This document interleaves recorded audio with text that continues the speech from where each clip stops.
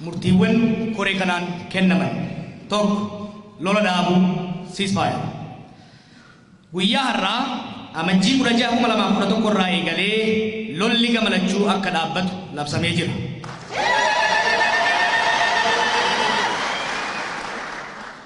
Yeroo kana keessatti gamalachuu irraa'uu tarkaanfiiwwan gara lolaatti geessan kamirraa'uu akka huqqatan labsamee jira. Ololli miidiyaa murtii lolaa dhaabuu kana jeequ kamiyyuu akka dhaabbatu gamni lamaan komii walirraa yoo qabaatan ibsa ejjennoo fi haasaa miidiyaa gochuu irraa qusachuun komii isaanii gara koree teeknikaatti akka dhiyeeffatan murtaa'eera. Koreen kun sochii gamni lameenuu taasisan sirriitti hordofee qaamni gochawwan lobsii lola dhaabuu diigan fudhatee argame karaa miidiyaalee uummataaf ifa godhan. Kana keessatti uummanni keenya gartuu kamirraayyuu osoo hin loogin qaama gocha labsii kana diiguu fudhatu malu hordofee eeruun akka nu cina dhaabbatu waamicha goona. Waraana bilisummaa Oromoo galchuu ilaalchisee tokko waboon kabaja isaaf malu argatee simannaa ho'aadhaan akka galu ni taasifama. Har'arraa eegalee guyyoota 20 keessatti hojiin waboo galchuu guutumaa guutuutti ni xumurama. Haala kanaanis guyyoon 10 duraa qophiidhaaf ta'a.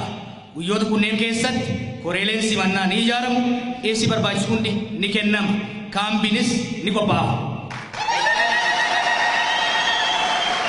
Guyyoota 10 hafanitti waraanni walitti qabamee simatamee mooratti guutumaa guutuutti kan galu ta'a. Guyyaa waboon simatamutti sochiin isaa akka hin danqabneef guyyoota 3 raayyaan ittisa biyyaa daandii banaa akka godhu ni taasifama.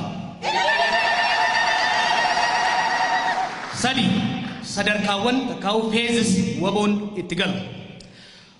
Hojiin waboo mooratti galchuu kun sadarkaa takkaa'uu phases 3 kan raawwatamu ta'a.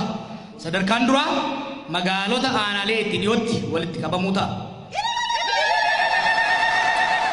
Itti aansee godinoota murtaa'aa irratti sirni simannaa ni gaggeeffama. Dhumarrattis kaambii qophaa'etti ni gala. Simannaa godhamu kanaafis gubbaarraa hamma aanaatti koreen ni dhaabbata. Baajatni barbaachisu ni ramadama. Simannaa irratti hoogganoonni olaanoo mootummaa kan abaa'oo, qondaalonni waraanaa gamalachuu fi abbootiin gadaa ni argamu. Erga waboon mooratti galee booda humni beekamtii mootummaa ala hidhatee socho'u kamiyyuu Oromoo fi Oromiyaa keessatti beekamtii hin qabu.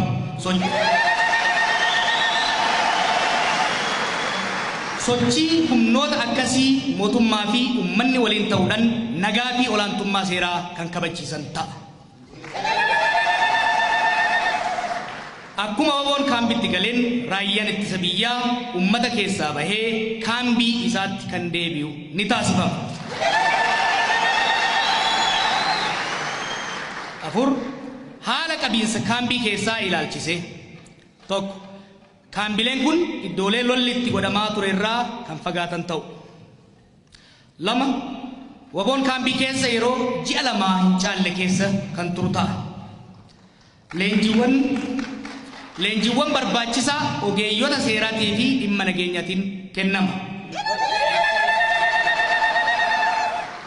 Koreen teeknikaa kun haala qabiinsaa fi kunuunsa isaanii irratti yeroo yeroon hordoffii ni taasisa. Humna nageenyatti makamuu ilaalchise. Miseensonni waboo fedhii dhuunfaa isaanii akkasumas madaalliiwwan barbaachisaa hundi sirnaan godhamee kan fedhii qaban gara humna nageenyatti, kanneen hafan immoo bu'uuruma fedhii isaaniitiin hojii dhuunfaas ta'ee siyaasaa barbaadanitti akka bobba'an kan godhamu ta'a. Kanneen hojii dhuunfaatti bobba'aniif mootummaan deeggarsa barbaachisaa ni godhaaf. 6 miseensonni waboo yeroo waraana keessa turanitti badii akka dhuunfattis ta'e akka gareetti raawwatame hundaaf dhiifamni kan godhamu ta'a. Murtiin kun kan uummata Oromoo hundaa ta'uun beekamee qaamni hundi raawwii isaatiif akka tattaafatu gochoota murtii kana faallessan irraa akka of qusatu kabajaadhaan gaafanna. Kan murtii kana faallessee argame maqaa Waaqaatiin isin qabneerra. Muramte amajjii 16 2011 Amboo.